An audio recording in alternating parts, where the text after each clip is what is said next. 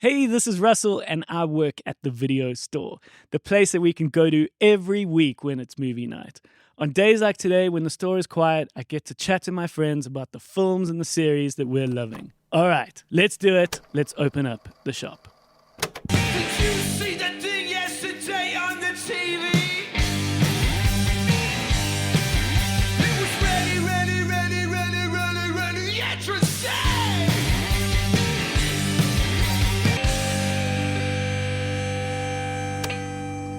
How's it? Good morning. Good morning. I looked at Cole to be like, you go first. I was waiting for Graeme. Sleepy boys on a sleepy morning. Welcome to the video store. Thank you for wandering in to our lovely video store here. It's dry. Yeah. It's dry in here. Yeah. Yeah. It's mizzy as shit out there. It's got- It's movie weather. Yeah. This week, I think this whole week is going to be movie weather. So but we have to work instead. no, but it's fine. We're doing the Lord's work here. We're going to help you find something that you can watch. Yeah. Yes. If you want to get in your car, it could be at the bioscope. Otherwise, we very much accept that it'll be at home on the couch.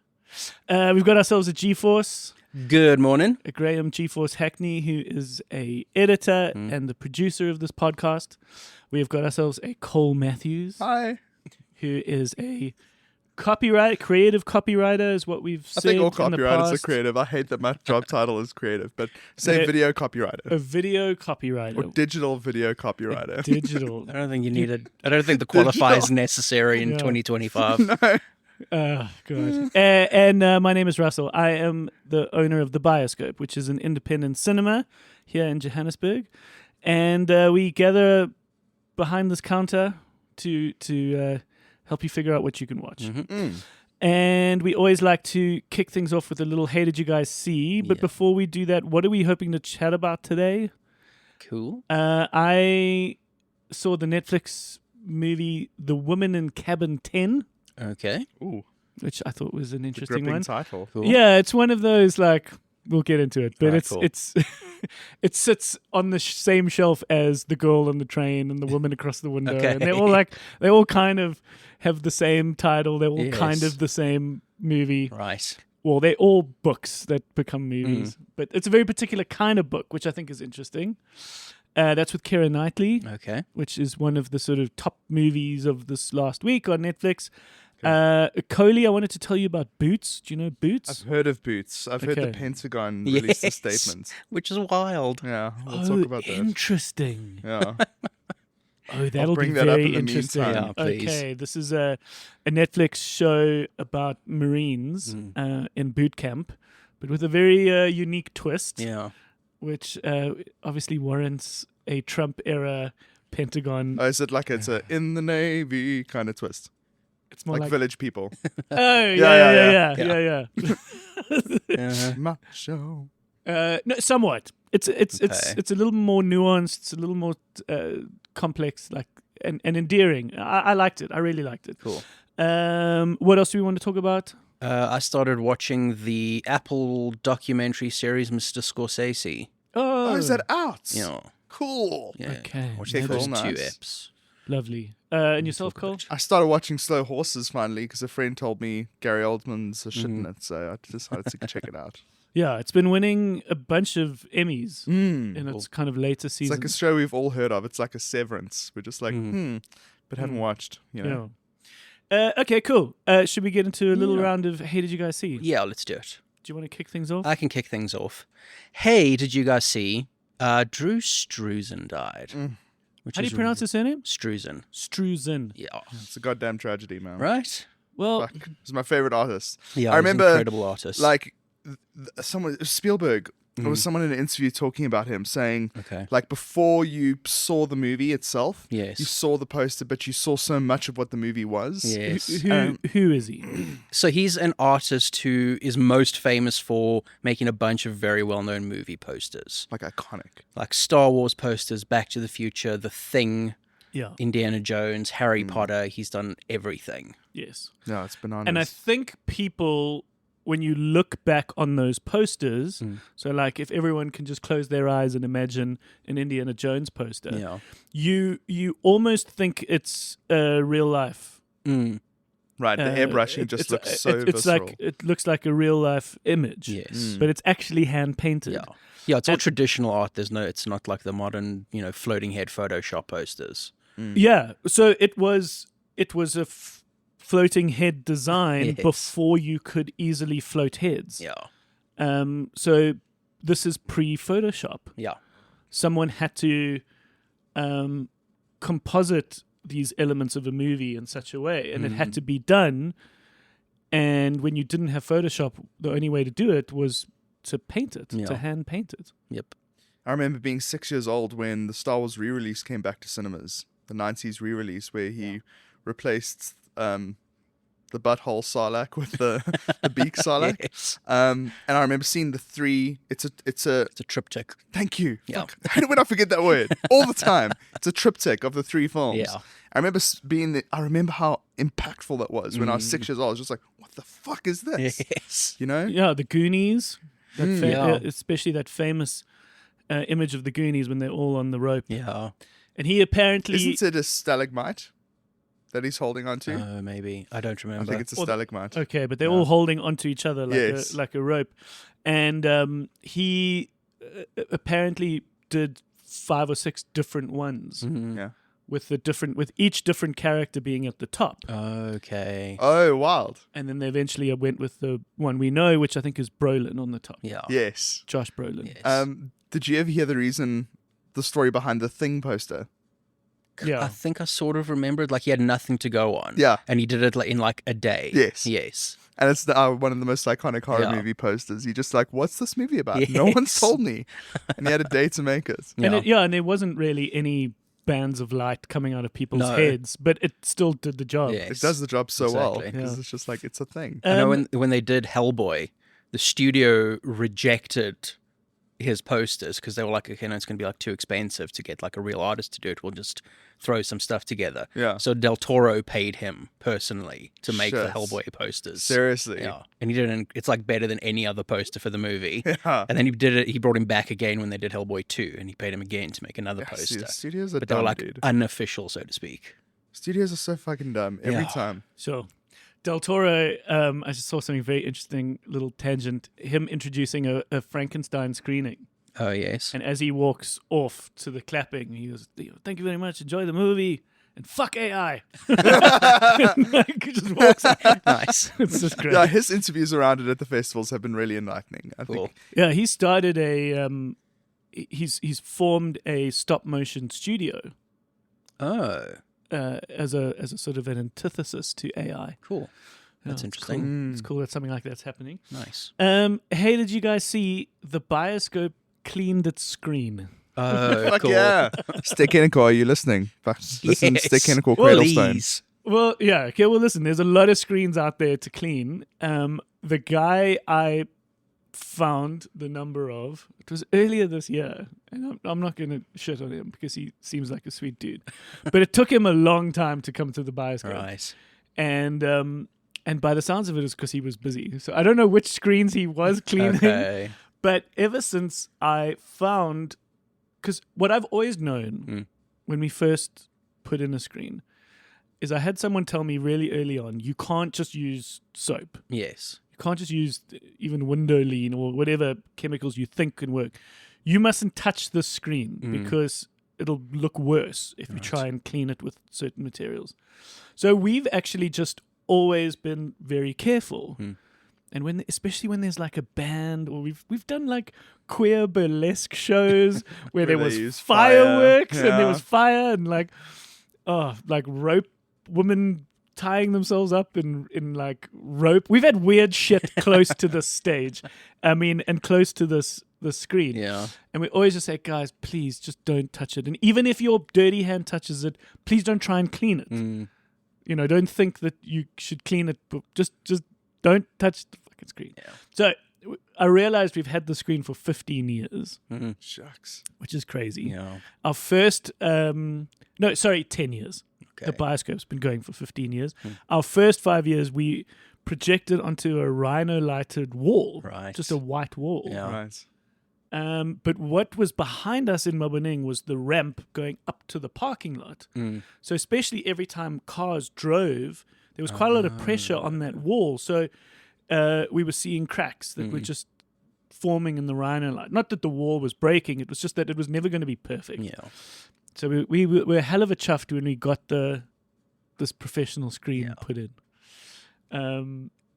But yeah, it got its fair share of handprints and dust.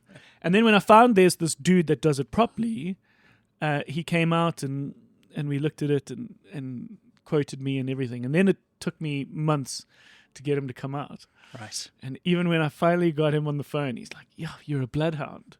And I'm like, well, to be honest, I certainly looked for other people to do this, but everyone just kept saying, you got to chat to this guy. So he came out, and it's just cool, and I could tell the difference. I don't think your average audience member could tell. Yeah. Like, we didn't have any like bad marks, but when there was like, I know with materialists, there was like some title cards to color, Right. like a clear color, and sometimes when it's like a pastel color, and also whites. Yeah. You then can see this. You can see the dust, but now it's all gone. Nice. So I'm chuffed. Nice. Yeah, fuck yeah, well done. Yeah, and it's just one of those little things. Like, I also felt like, because I was actually at a screening. I'm trying to think where I was. I've watched a few interesting movies recently as an exhibitor. And I got this one staff member just to take a photo of it because I was like, I want to share the fact that this has happened. And I was like, I don't think other cinemas will advertise this. Yes. But it's important that the Bioscope does. Yeah. Because I want people to see that, like, we're excited about this stuff. And it's like, And you're putting the effort in. it's geeky, but it's it means a lot to me. Exactly. Coley? Hey, did you guys see that Ace Frehley passed away? Yeah. This is a member of the band Kiss. Yeah, one of the founding members of Kiss. Okay. Who was in Kiss from, I think they started in 72 to 82. Yeah. And he left before the makeup reveal era. And in the 80s, and then came back for the reunion tour in 96. So like 2001, where they're replaced by the other modern members who have been there since. And fuck, he was a great guitarist. He was, I don't know if anyone's ever seen, if you guys have seen the smoke machine inside the neck pickup trick that he would do. No. So you would like do a thing where he starts like going faster and faster on the guitar, and then behind the neck he had a trigger, and then smoke would start coming out of the guitar. He's like, it was like, fuck. So he's inspired all the modern guitarists you've heard of, like Tom Morello from Rage Against the Machine, John Petrucci from Dream Theater, like anyone who's picked Slash from Guns N' Roses, like anyone who's picked up guitar in the 80s. Did it because Ace Frehley played guitar. So he's a massively influential rock guitarist. He was like a superstar in the 70s to kids. Okay. And he wasn't just show, like he actually was good. He was good, yeah. I remember like seeing the difference between him and the modern guitarist, and I thought the modern guitarist was a cleaner player with like better technique. But then as soon as that kind of thing happens, it's like he wrote the book and the guy's just playing his fucking solos, you know? So yeah, everyone will know New York Groove from his solo Kiss album when the four of them made solo albums. Yes. I think that was such an interesting move. Yeah. Yeah, because Ace and Peter were going to leave. But they were going to leave the band after Love Gun. I think it was the Love Gun album. And Gene and Paul were just like, no, we got a great thing going. But they were like, you, Gene and Paul are assholes. We want to leave. It's like, to be fair, because they got session musicians to play over the re-recordings for their first Greatest Hits album. Oh. And they didn't ask Peter and Ace to do it. So they were like, fuck you guys. Yeah. And they're like, let's rather all just make 4 solo albums. And then now you get the 4 solo albums that have each their faces on them. Yeah. Okay. Yeah, nice little way to give everybody the freedom to do something. Exactly. Sometimes I've often felt that in those creative circles, egos and problems and things are sometimes like a sort of balloon that just is expanding to the point that it could break. Yeah. And sometimes you just got to do certain things to deflate the balloon. Right. Give someone the opportunity to bow out or say no, or because being in a band is tough in a sense that it can. You often got to put some things under the rug to make it work, to make this, because you're aware that you've got something that's bigger than you, right? And it takes you to create it, but it's not yours. It only happens when all of you are together It's quite an interesting thing. So you got to put quite a lot of your personal stuff aside to make this thing work, which is why I say being in a band is a little bit. It's somewhere between a co-worker and a family member. Mm-hmm. Okay.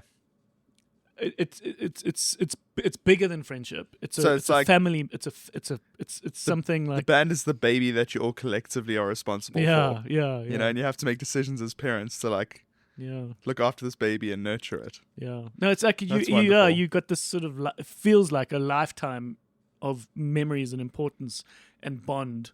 So it's bigger than friendship, but it's not quite friendship. Yeah. It's something more important. But at the same time, you also have to be colleagues. Yes. Right. It's very interesting. The one thing I want to say about Ace, is if you go listen to his solo stuff, and especially his stuff during Kiss where he sang like Shock Me,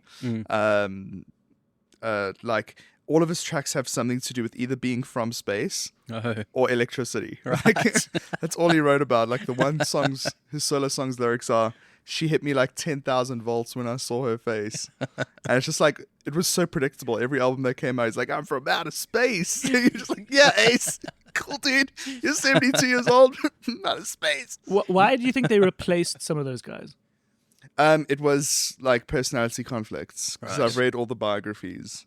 Okay. And they just didn't get on. Like Paul was complaining that Peter and Ace would always whip their dick out in front of him and be like, "See how big it is?" Right. So there's like literal dick sizing going on amongst all of these like egos. Who put their dick out? Peter, Chris, and Ace. Like Yeah. randomly, like just saying, "Check it, look at how big it is, Paul. Check it, look at it." And he was just like, Weird. "What the fuck are you guys doing? Flick it with a ruler. We'll never pull it out again. Don't do that again, bud. You'll get fired from the band." That's what happened. Oh God, here's a customer. No. We've got it. We have to do our jobs. Look decent. We've got to do our job here. How's it? How are you doing, Russell? Lacking yourself, Brett. Not too bad. Have you got a movie to return? I do indeed. What is it? It's 3 movies, actually. Okay. It's Back to the Future 1, 2, and 3. Lovely. Lovely. Did you watch all 3? I did like a marathon type thing. How long did it take you? Did you do it in one go? One go. It's 6 amazing. hours, back to back to the future. Lovely. I actually listened to a really interesting podcast about the making of it Okay. and how Michael J. Fox wasn't originally meant to be Marty McFly, and they actually started shooting with another dude. I Did you know about all of that? I do know because you refreshed my memory, but Yeah. I couldn't tell you who it was, and it was like a last minute change for Yeah, like it didn't work. It wasn't working. He had the wrong idea of what Back to the Future was going to be. For him, it was more dramatic and tragic, and it wasn't as fun. yes. Where Michael J. Fox is playful Yeah. and I mean, fun. his character, or Yeah. he's him as a person suited the character Totally. so much better, and you're still doing that series in the 80s and Yeah, Family Ties. Family Ties. That's So it. they originally wanted him, and the producer of Family Ties didn't want to let him go, so he didn't give him the script. Yes. So he was none the wiser. And then they started shooting, and then they approached him, and he was like, "I'll do it. I'll do Yeah. it." You should also listen to Lucky Man, the autobiography Okay. of Michael J. Fox that he narrates himself. I haven't heard of that, so I'll definitely check that out. So the book is, you could find it. I think we might even have it on the shelf here. Okay. But listening to him tell the story is awesome, and how he was shooting Family Ties and then had to at night go to set and come back and go. And he said he lost fucking all train of sanity and what day and what time it was because That's he was doing crazy, both eh? at the same time. Yeah, I mean, I've got the like trilogy and a DVD stuff, and it's the old school disc 4s, like the commentary over the movie. Yeah, and yeah. then I can't for the life of me remember a lot of stuff of it, but it's always cool listening to how the director and the people are talking about, oh, this scene involves this, and this is how we shot Totally. it. Da, da, da. And it was just meant to be one movie. Yeah, that's They it. It didn't was- they didn't intend to have it be all 3. Yeah, but it just turned out to 3, and what I don't know. For me, it's one of my favorite movies of all time. Lovely. Thank you. Thank you so much. Hey. Okay. Yeah. Back to the Future. I love the Italian. Hey. Hey. So we thank old Bretty for that. And we'll have some more in future episodes. Nice. another callback to Drew Struzan. Yeah. He did the poster for Back to the Future. Yeah, All the three. whole trilogy. Yep. Amazing, Great poster ideas. Hey? Yeah. So simple. Yeah. And it worked so well. Right. Do you think obviously a lot of his talent was coming up with that design and that idea? Yeah. Okay. No, that's It interesting. was like the Yeah. perfect mix of like artistic talent with like conceptual design. Like the idea to design something iconic, I think, is separate to like the skill of being able to Yeah. draw hyper realistic really Yes, well. You exactly. Yeah. know? Yeah. Loved him. Mm-hmm. Okay, should we get on to some movies Let's do it. Let's do and some it. TV shows? Yeah. Okay, so we've got The Woman in Cabin 10, Cool. which Yeah. is like top 3 Netflix at the moment. Okay. Okay. This is Keira Knightley, and it is based on the 2016 novel by Ruth Ware, Ware. Okay. Ware. Ware. Yeah.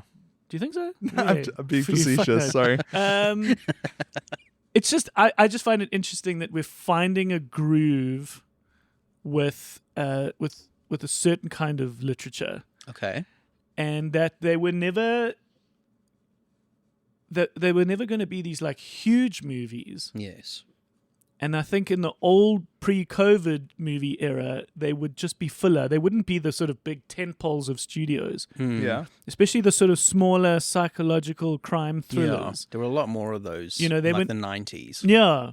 And now they find a perfect place, which is like to be a Netflix mooch movie. Right. Okay. Do you know what I mean? Yeah. And I just That think makes like, sense. Like it would be like a Flight Plan with Jodie Foster would be like a modern Netflix mooch movie. Right. well, it depends on the epicness of it. Okay. You know, if it's just a small Agatha Christie-ish crime thriller, especially when it's got that sort of psychological twists and turns. Yeah. The best example is Harlan Coben, the writer, and how he got like a 10-picture deal with Netflix.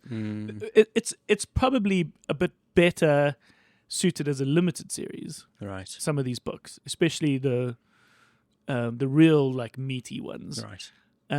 But here we have it compressed in a movie, a very slick-looking movie. We got Guy Pearce, Oh, I'm watching Keira it. Knightley. Is Guy Pearce the bad guy or the good guy? I don't want to give it away, but fuck. there is a baddiness to him. Oh man, I love Guy Pearce. Okay, this is great. And she is an investigative journalist. She's done some sort of serious, hard-hitting journalism. And when she's sort of due to take a break, she gets invited on a super yacht in the sort of Nordic fjords, Right. because there is a wealthy woman who is basically on her deathbed. Right.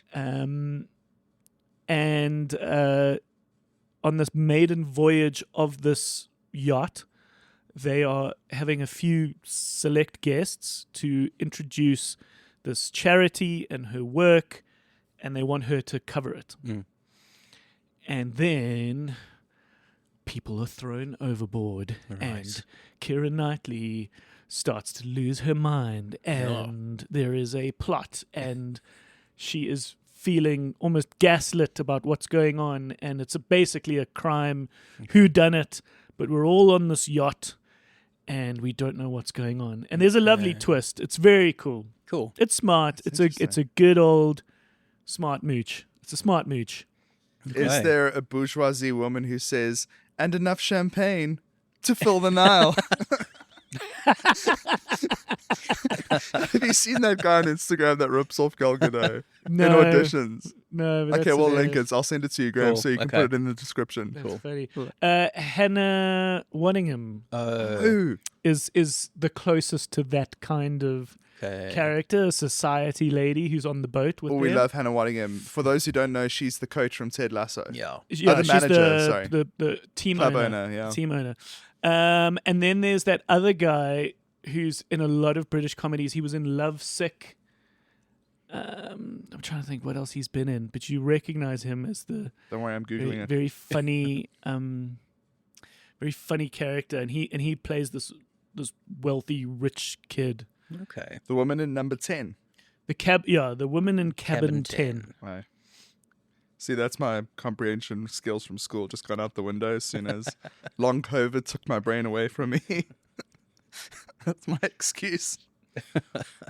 But yeah, it's a lovely, especially if it's a rainy Sunday. Cool. It's a lovely rainy Sunday Okay. movie. It's another shelf we need to make. Yes. Rainy Sunday movies. Rainy Sunday mooch. Yes. Yeah, no, I'll put it firmly on that. Cool. Okay, brilliant. Lovesick is one of those beautiful little hidden gems. You didn't find the guy's name. No, I didn't. Okay, so the dude I'm talking about is called Daniel Ings. Okay. Okay. He's been in the Marvels, Pirates of the Caribbean, Eddie the Eagle. Hmm. Oh, damn. Would we These are just the recognize movies. him as a character from a thing? He was in a Black Mirror. Okay. It's this guy. Oh, vaguely. He's vaguely recognizable. He's very funny. Cool. Okay. So he's still on his way to becoming that guy. Yeah, no, he's very much you a watch character. movies. He's a character actor at this point. All right. Okay. Should we get over onto TV? Yeah. 'Cause Sure. I think we got a bit more to talk about with TV. Cool. I want to talk about the fact that for the longest time, which almost feels like months, myself and Leslie were watching Nathan Fillion stuff. Oh, right. We watched The Rookie, which was Yes. like 8 seasons of that. And we Jeez. were like, what do we do now? And then we started watching Castle, which predated that, Yeah. which was always so funny because for the most part it felt modern until you realized this was very much like pre-smartphone. Oh. 2016 Okay. or 2003, 4, 5. Every now and again there was a reference where you were like, "Ooh, okay, Ah. we're dated a bit." Okay. Yeah, there was still the occasional flip phone. Mm. And then it ended. It's so funny. It ended in such a funny way. You know. Their big arc of someone that they were wanting to track down and solve, like a multi-episode arc of a bad guy. Came to an end, but then there was this like tiny little twist at the end, right in the last 10 seconds, where they both get shot Oh. by this person, and they're Oh. lying, Kaiser Soze. and they're lying on the kitchen floor, and that was clearly scripted and done for them to go into a next season, Motherfuckers. but they clearly didn't get the next season. Oh, no. Because this is how the show ends. So all of a sudden, at this point, it just cuts, 6 months later. Or no, Yes. like 2 years later. And there's this quick little fucking bandage of a scene where they are now like in a living room together and there's Right. kids and you sort of see the future of how they're going to be together. Because Right. the whole show is about him and the woman Yeah. and how they form a relationship and they get married and then they have this kind of Okay. troubled marriage because of all the politics of crime solving Okay. and all this thing that gets in the way. But just when you think they're both going to die, it was just so funny to see, like, someone was like, oh no, you're not getting Yeah. a new season. Like, we're done now. And they were like, oh, we can't leave these guys dead Yes. on the kitchen floor. So they just bolt this little scene. Like, don't worry, they're fine. And they're happy. It's amazing how often that happens. The end. Oy, oy, oy. So we are left with a void to fill Okay. as a result. Why don't you guys watch Firefly? Well, I think we're done. I think we're a little Nathan Fillioned out. I don't But- think it could ever be Nathan Fillion out. Yeah, that is a good point. There's just one majestic. season of that, Yeah, eh? there's only one season and the movie. Okay, we'll look into it. But in its place, there is High Potential, Okay. which is on Disney Plus, which is a nice. Does it have high potential? It does. Okay. It does. It's the woman from Always Sunny in Philadelphia, Rob Okay. McElhenney's wife in real life. Okay. And she is a super smart. This is so classic. It's always like they got a super smart ability, and so she's one of these people that has a photographic memory. She's super smart, and she is now very similar to Castle, consulting with the LAPD to solve Okay. crimes. But she's a kooky. She's her own person, a little bit like Castle was his kind of own person. Okay. So Castle was for those who don't know, he's a crime writer, a famous crime author, like a sort of James Patterson type, and he finds himself working for the New York Police Department. Okay. the NYPD, to help solve crimes because he's just got this great flair for story and understanding of psychology, and then he goes on for 6 seasons to consult and be a lovable character. In High Potential, because she's so smart, she's almost got this kind of Sherlockness to her. She works with the LAPD to solve crimes. Okay. Right. Very easygoing, like nothing too challenging. Okay. So yeah, High Potential. I think it's worth your time. It's also a good Sunday mooch. So nothing too challenging and tough, and it's quite episodic, procedural. But what we did enjoy in the last few days, and I'm leaning over to you, Cole, is the show Boots. Why is it gay? It has homosexual storytelling and themes and ideas. I and- immediately know that Russell's eager to tell me a story. He's like, hey, well, I talk think to you it's, about this. I think it's interesting how we make a show like that today, Right. and how these stories are being told, and specifically how gayness is represented. Okay. Because I think that's always been an interesting discussion. Absolutely. Is that people think in the past to have gay stories is good and helps and builds the world's appreciation, breaking stigma. What's the word? Breaking the I think stigma's the right No, word. stigma's yeah, the like right the word, stigma around it, building acceptance towards it. Yes. But often, and perhaps you can speak better to this, but often those stories don't help because the gayness and how that homosexuality is represented is kind of seen as an evil, or is seen as bad, Right. or is associated with depression or mental health. Right. Where Right, the it's like best the thing, tragic gay story is. yeah, the tragicness of it, and so that those queer stories don't necessarily help. The best is if, like I said, there was that one Christmas movie where it just happened to be a gay love story, but there was nothing wrong with it. It was just love, Right. and that's what the world needs more and Exactly.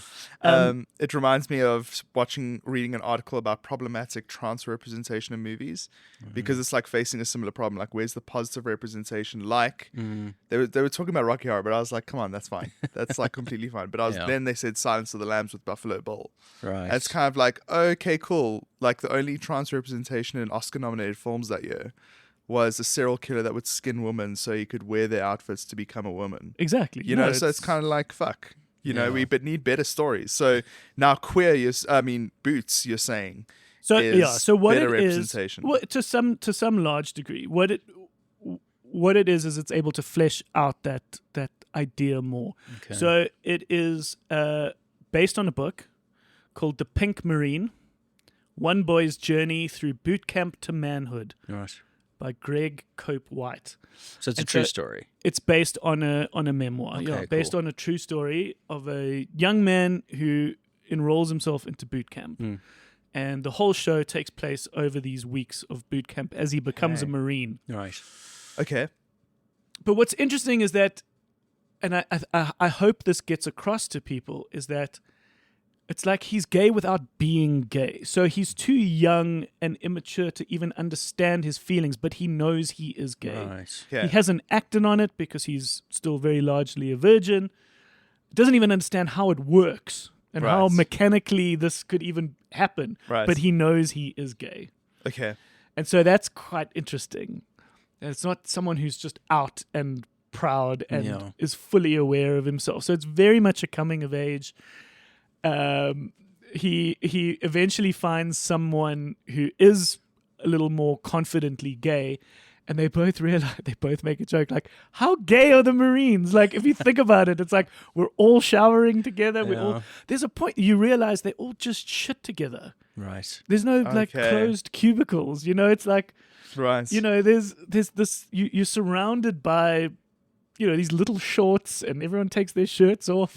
So like, but at the same time, you are reminded, and probably especially when this book was set and written, that to be gay in the Marines was a problem. It was illegal at the time. You would be kicked out if you were found to be gay. Right. They've since adopted a new sort of approach, and that's not to say it's condoned. It's just that you can't ask. It's the. There's a term for it. It's called, don't ask, don't tell. Don't ask, don't tell. Right. But it's really still seen as a problem. Yeah. And here's this guy making his way through boot camp. My God, the lead actor is 30 years old. He does not look 30. No, he doesn't at all. He looks like he's 14. Yeah. Wow. What the fucks? You know, Drop no, the skin routine, dude. he's meant to be sort of 18. It's got Okay. it's got a very kind of Spud like energy to it, Okay. where he's this. You see a lot through his head, and he plays himself as this other character Oh, I'm who going kind of to love talks this. who talks to him. Right. And he goes into it with his best friend, and he's very largely kind of trying to escape his life, Okay. like I think many people do when they want to find a path through these avenues, like the army or Right. Marines. It also had me realize what the Marines are, Yeah. and it's kind of vague what exactly the Marines are. Maybe you guys know, but after a little mild Googling, Yeah. Mild Googling. it's not, the land force is the army, Yeah. the sea force The is Navy. the Navy. Yeah. And the Marines are kind of their own little branch that is both land and sea. Yeah. What? That are just an extra force. They're almost like a business class version of those two. They but they don't outwardly say it, but Yeah. people are like, let's be honest, the Marines is The elite. the army, but better. Yeah. Or the it's technically part of the Navy. I think it's Okay. a wing Yeah. of the Navy. But I think these things just grow in bureaucracy to their own place that it's a bit awkward, and they're almost their own thing. Yeah. Right? Have Yeah. I got this correct? I think so. But also famously, like that whole Marine boot camp thing is supposedly one of like the hardest things in the world. Like it is tough as hell. Yeah. And I think that is an interesting setting for this like coming of out, age. coming of age sort of thing. Yeah, To and- place like a gay story in something that is typically incredibly masculine Well, Yes. what's and nice, supposed to be incredly grueling. and what's nice is that the That's story cool. actually isn't about his gayness. So let's just be honest. Let's just be clear there for those Yeah. who are thinking about approaching it. It's not about him being gay. That's just his flavor. Yes. That's Okay. that's just the sort of shade of color on his t-shirt. So it's not about that, but that's just who It's he just, is. it's just what makes him interesting. Yes. Is that he is going into this world through that lens, but it is not about his gayness, Okay. which I think is a good thing. Because once again, it's just not about that. It's Okay. just That's Makes really it approachable for your yeah, it's a part your of it. normies. Yeah, and it's a part of it, and there's one or two episodes that maybe deal with that a little bit more than the others. But ultimately, it's about finding your own confidence. Okay. You also see how you are conditioned in these places, Okay. how it kind of brings you together, but it also kind of erodes your individualism. erodes your individualism. Yeah. That's actually a cool contrast, like the eroding of the individual, but you're discovering the individual Yeah. in a boot camp full of like masculine, buff guys. Yeah. There we go. That's it. That's what makes it special. Well done. Oh, cool. I love how you kind of were able to. found it. I yeah. found the truth. Do you want to talk about the Pentagon statement? Yes. Okay, I didn't know about Yes. this. So what did they say? So Pentagon Press Secretary Kinsley Wilson said, under President Trump and Secretary Hegseth, the U.S. military is getting back to restoring the warrior ethos. Our standards across the board are elite, uniform, and sex neutral because the weight of the rucksack or a human being doesn't care if you're a human, a woman, gay, or straight. I don't know why I'm reading it like that. No, We will carry not on. compromise our standards to satisfy an ideological agenda, unlike Netflix, whose leadership consistently produces and feeds woke garbage to their audience and children. Obviously, he missed the part where it's based on a true story. Yeah. Amazing. Like this is a thing that actually happened. No, it's woke. yeah. Yeah, this is the problem with like fascists kind of witch hunting. Yes. Because they have to find something. They have to find an other to Yeah, like they're- condemn. There It's is like the green wicked witch of the West. Yeah, Who is the exactly. wicked witch of the West in this? Yeah. It's wokeism. Yes. You know? the highest ranking person in the story Yeah. who's looking after these recruits, who is the person above that like drill sergeant, like Okay. wake up, maggots. Yeah. Fucking and the choice of language throughout the show is great. Like what they call each other and Right. what all those little traditions are. The highest ranking person is a woman, but they make it very clear that she's like, this. I am the first woman to do this. Okay. So I don't know sure. whether that's true to fact. but Yeah. it's interesting to sort of have the highest ranking person in this army barracks be a woman. And then there's a little bit more wokeness in Right. one or two of the other characters. But hey, we need some subtlety, man. We need some nuance. Yeah. We need some shades of the rainbow to just make life a little more realistic. Spicy. Yeah. No, but also, are you telling me in hundreds of dudes enrolling in the Navy that you're Yeah. not going to get one or two dudes that are going to Yes. be a bit queer? It's fine. Yeah, exactly. It's just, it happens. We're silly people. All right. Cool. Do you want to chat about a little bit about Slow Horses? 'Cause you've started. So started because my friend recommended it. My friend, who's a doctor at the Donald Gordon, he really loves his downtime, obviously, because Yes. he's doing these like overextended long shifts. Yeah. what he kind of told a him- doctor is he? He is a physician. Okay. So like Dr. House. Oh, hectic. It's like Yeah. doing all the general shits, Yeah. right? So it's We- really fascinating. Myself and Les have made friends with this woman in our building who is a neurosurgeon. Right. She is one of the youngest doctors to be a neurosurgeon in Africa or something. Okay. But it's like Bananas. we just know her from like girls' night and when she's come to my birthday, and Yeah. we just see her in the fun casualness. But it's like Yes. her day to day must be insane. Yeah. It's bananas, dude, what they go through. Like, he showed me that he's on like 18 WhatsApp groups, and each of those is like a doctor and all their attending doctors. Okay. And Because they he says, they ask each other for advice and yeah, and they're help just and like, this stuff, yeah. patient has got this problem, and everyone's like, cool, it's this, Right. whatever. And also be aware of this patient, they're critical, whatever, like all these situations that Okay. they have to be aware of. I mean, he says like on one day off, he got back to his phone and he had 600 messages he had to go through, because he's also Yeah. attending those patients, right? So if he's on a day off and he has to come back and see the updates on them, etc. So his downtime's really important to him. Okay. And he's chosen to watch Slow Horses. Yeah, it's like one of the things he does. Right. He has read 50 audiobooks this year, Right. which is like nuts from all the driving he does. Like if he's Yes. doing anything, he's reading an audiobook. So it's like also, I love the That idea of man's- reading an audio Yeah. book. yeah, I know. I've just accepted it. I'm just like, this is the world we live in. We're reading audiobooks.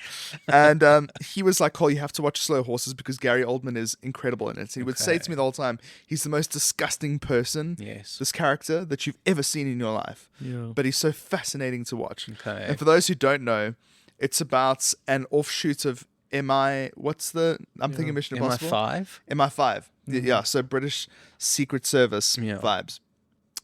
And it starts off with a character who is on a training mission, Okay. and the training mission like fails, Right. basically, and a whole bunch of people die hypothetically in his training simulation. So he's sent to Slough House. Right. That's where all the rejects of MI5 go. right. And they are overseen by this character who's played by Gary Oldman, and he is a vile, like unhygienic. Yeah, it's very grubby. Yeah, it's grubby. That's the word. It's like grubby.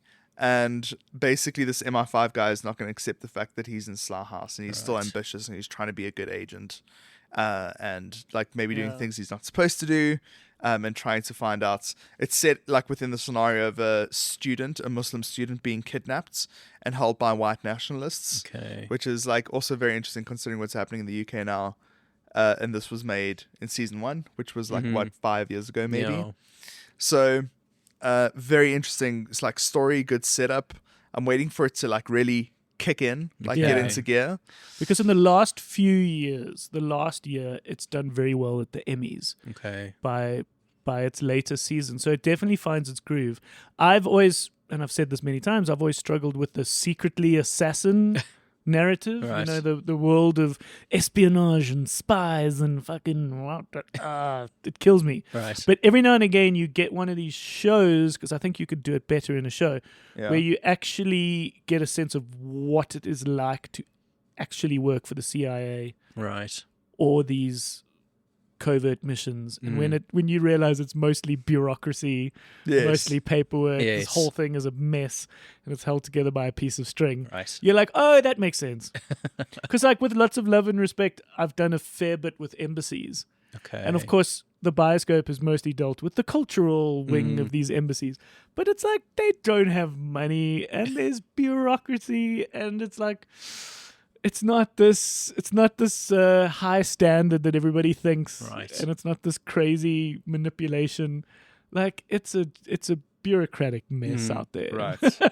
So it's like they're not controlling the world. Right. If anything, you should look to the tech billionaires. They're the Yeah. ones that are like really shifting the dial.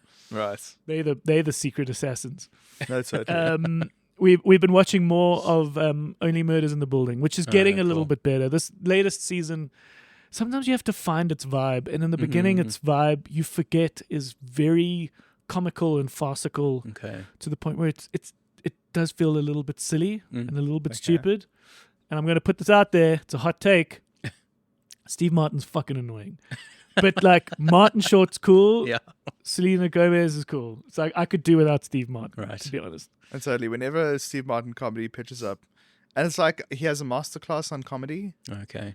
on that website, Masterclass. Yeah. Oh, really? And I always sat there and I was like, of all the funny people you could have chosen, I think the world thinks he's hilarious. This is the thing. Like, He if is you a listen to celebrated guys from comic. like slightly older generation, guys like Conan O'Brien, the way they talk about Steve Martin, like this, when he started out, the stuff he was doing was like revolutionary in comedy. Oh, but you look back on At the some of that time. stuff now, and it's Yeah, terrible. now The of one course, is like but I'm talking about like in its time, it was really Yeah. important. the one thing was the shrinking comedian, Oh, and everyone's got to close their eyes, and then all he does is makes the mic stand bigger.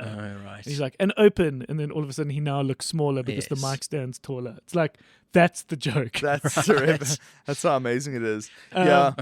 It was like for me, it was a dumpster fire when him and Alec Baldwin hosted the Oscars. I don't remember that. I don't remember that. I was just like, none of this is funny. wow. Guys. But who was the bad guy in Inglourious Bastards? Christoph Waltz. Christoph Waltz plays a tech billionaire in Only Murders in the Building. Oh, They've cool. got another round of famous cameos. You know, like Okay. it's the only show in the world where you could bring Meryl Streep into Yes. television. Right. You know, so she's in this show because of the caliber of people. Yeah. So Renee Zellweger and Christoph Waltz, and then this other dude who's not as famous, Okay. have joined as the sort of the band of Celebrities. of villains. Okay. In the, Oh, in the season before, when they were getting their show adapted into a movie, they had a whole bunch of famous folk like Eugene Levy Okay. and Eva Longoria and Zach Galifianakis were playing them. So So they've had like a host of quite famous folk. Okay. Okay. It's finding its groove, and of course the whole thing is it's a whodunit. Mm-hmm. So once you are just past the shallow end, you have to carry on, and that's its success. Is that you actually want to know who murdered the Yes. dude in this season. Oh, G-Force, tell me about Mr. Scorsese. Yes, this is Scorsese? the new Apple TV documentary, which now, by the way, they're changing the name to just Apple TV. It's not Apple TV Plus anymore. Yes. So it's really confusing because you can watch Apple TV on the Apple TV through your Apple TV. They have 3 products that all have the exact same name. But they're different things. It's No, but, so weird. But I guess they're just trying to. Yeah, everyone's streamline it. either this plus or this one. Yeah. You know? Because Apple TV is the product that they sell, the little streaming box. And then But- on it, you get the app, which is called Apple TV, which you can... Well, okay. Well, I can explain some of that. Yes. The box will eventually disappear. The You box think is so? the box is a finite thing because most TVs are smart. If you're a smart TV, you don't need the box because then you can guess get so. the app on the actual TV. So it doesn't have to be Yeah. an actual box. It's very reliant on what software they use, though, because a lot of TV software is garbage. Sure, It's sure. absolutely terrible. And then once in it, I guess we used to think of that as iTunes, but Yeah. that's now just becoming TV. And some of it you'll pay for, Yes. and some of it will be streaming. Because you can buy and rent movies through it. And then there's the access to Yeah. the Listen, streaming service, which is a separate thing. I'm all for a little restructure if it makes the cupboard neater. That's I just think my it's brain confusing. thinks this way. I think the Apple TV will disappear once they start putting some version of that software directly on TVs. when you can buy a TV that has Apple TV OS on it. Yeah, Then you it'll disappear. download the app. Yeah, but I'm saying like the actual like the operating system that runs that. When there's an Apple version of that, then they'll stop making the box. Sure. Because it's still the best version of that thing that you can get. But we got, getting signed on there. Okay, so Mr. Scorsese is a new documentary series, obviously about Martin Scorsese. It's 5 parts. I've watched 2 so far. They've released all of them. It all came out in one go. It's pretty interesting so far. It's more, I think it depends on what you're looking for in this. You'll either be disappointed or you'll enjoy it. Okay. If you want a what were you looking documentary... for? I didn't even think about it. I completely forgot that this existed until I opened Apple TV and then I saw it there. And I was like, okay, cool, let me check this out. Yeah. So I didn't even think about it. If you want something that's about like his craft of making movies and all that stuff, you're not going to get that. This is about Martin Scorsese, the dude. This is about him, like the person.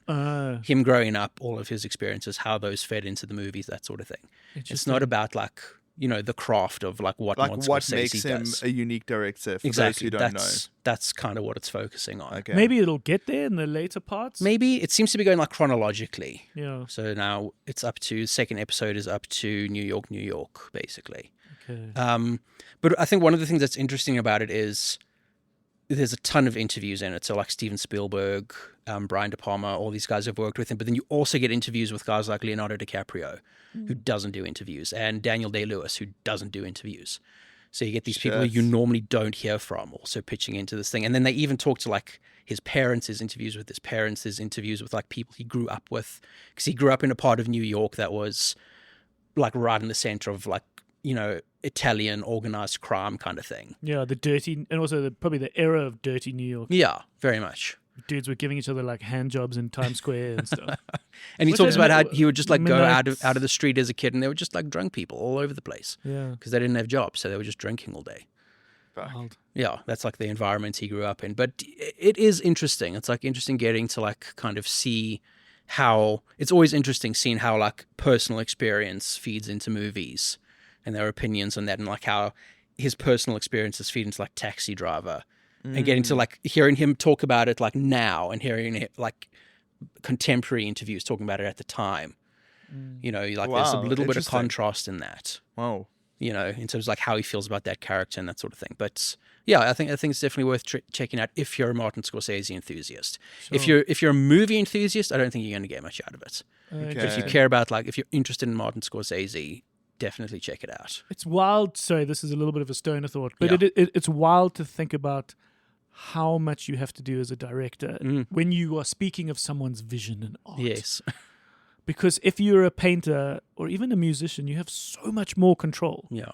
You can craft it. Yeah. And you can also toss it out and do it again and Yeah. toss it Right. out and do it again till you eventually show this thing. But Mm-hmm. but to be a director is so much more about fucking keeping your cool, Yeah. delegating, communicating. You're Unless entirely you're making these little tiny little movies yes. that are basically stage plays or Right. But you're entirely reliant on other people. Like you have Yes. to tell other people what it is you want. Like the Yeah. idea's in your head, but you can't execute it on your own if you're a Yeah, director. You have to be this You have to general- rely on other people. You have to be this general of an army, and you have to be able to Yeah. motivate them. And You have to be like Fuck. an excellent communicator. yeah, But to like redirect, going off of a tangent here, it always blows my mind when you hear people talk about how, I don't know how I would die if you hear talk about staying up for like 4 days on a diet exclusively of like wine and cocaine, just Yeah. like shooting constantly and doing stuff. I'm like, I'd drink a milkshake and I feel like I'm going to die. I don't know how people physically do these things without like completely falling apart.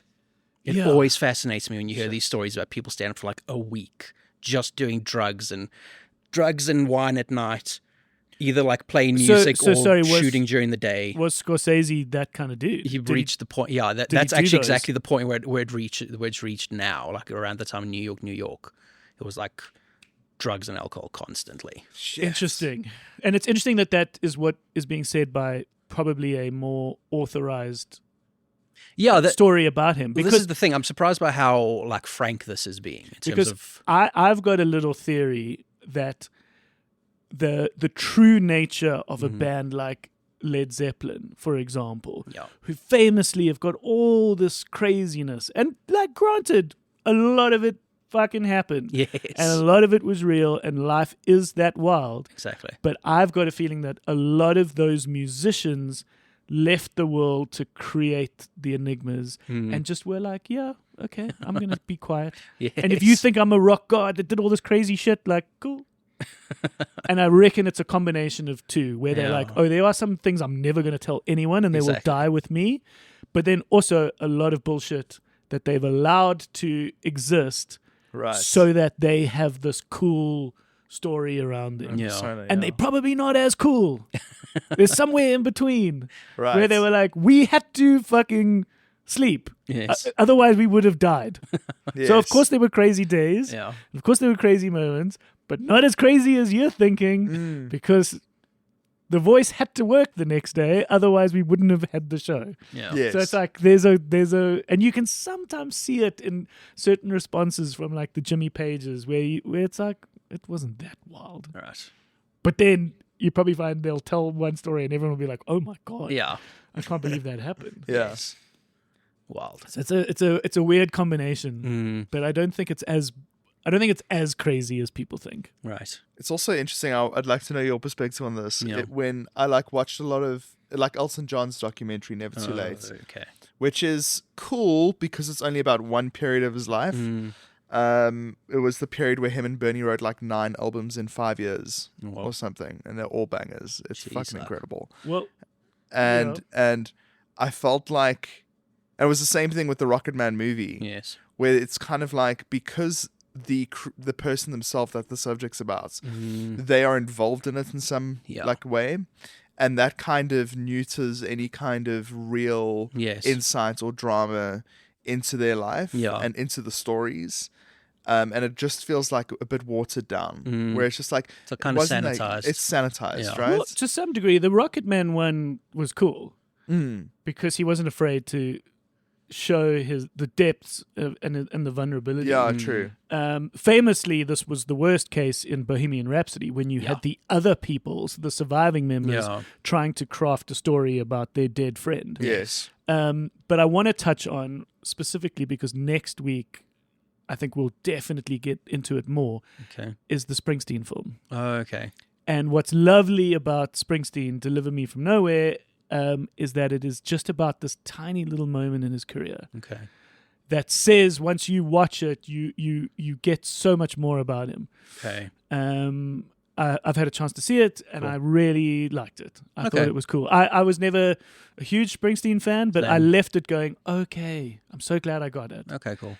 And it's wild of him to have been involved and put a stamp on it and condoned it, because he really does lay himself quite vulnerable and Okay. bare in the movie. That's good. It's all about, he's just made The River, which was really the album that started putting him on the map. He started becoming famous. And just when the world was wanting him to sort of grow on that and build on that and deliver more singles, he ended up making this tiny little personal album, just him and a guitar and a harmonica that he recorded in a bedroom, where the big studios were like, what the fuck's this? He's like, make it sound the same, and they just couldn't. So they eventually just mastered that tape, Okay.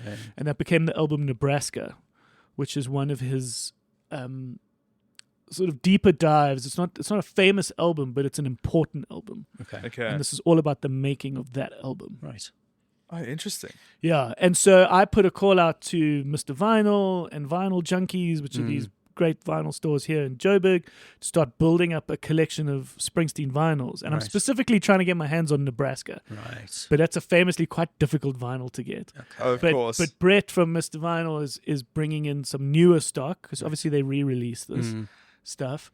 And we hope to have a crate Cool. for the screenings at the Bioscope, which Okay. start this weekend. Okay. Cool. And I also put a call out to them. I was like, who's the biggest Springsteen fan? And Benji said Randall Abrams, the guy who we know mostly as the Idols judge. Oh, yes. Okay. But he was only an Idols judge because he's spent his whole life in the music industry and is this right. incredible music fanatic. Mm.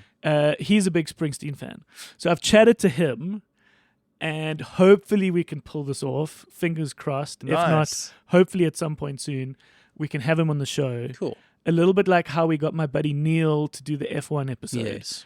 So it's less of a guest episode where we talk about him and his career, but more like he can be at the counter with us, just giving us some insights on Springsteen. Okay, cool. That's So nice. the hope is to pull that off. Cool.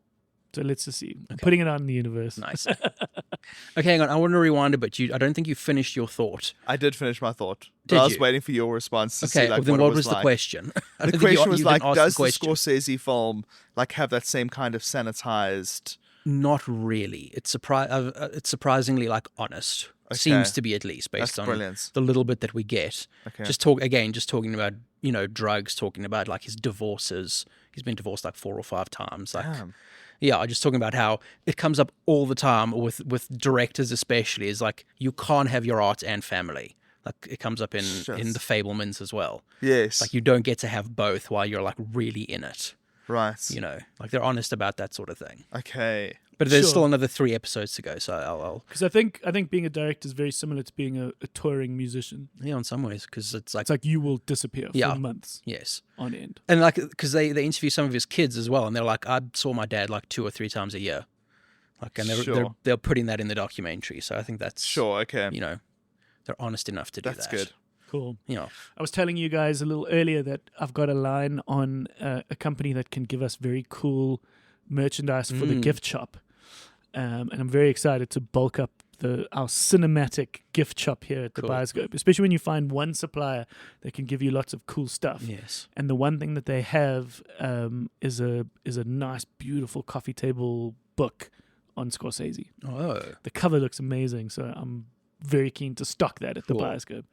Just for that like one person Yes. that like wants that. Yeah. Because he's at this point in his life is presenting himself very much like a lovable old grandpa. Yes. But I'm sure there were some years where he was a dick. Yeah. Yeah. It's like George Bush is now this George Bush Jr. Yes.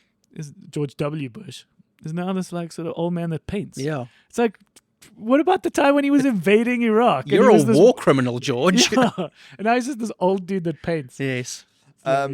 I want to jump in with one more thing that I just remembered I've been watching, and it's Go why for I've it. been watching series this week, is that the new season of Critical Role has dropped on YouTube. Okay. Oh, you love this. What is it again? So Critical Role is basically a group of voice actors that got together to play Dungeons and Dragons, and they recorded their campaigns.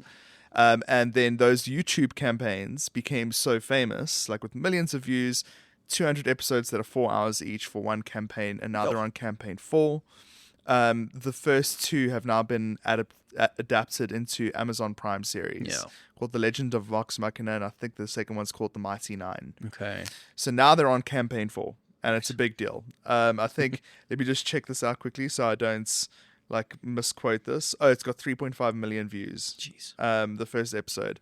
And the unique thing about it is that they used to have this core group of like 8 people.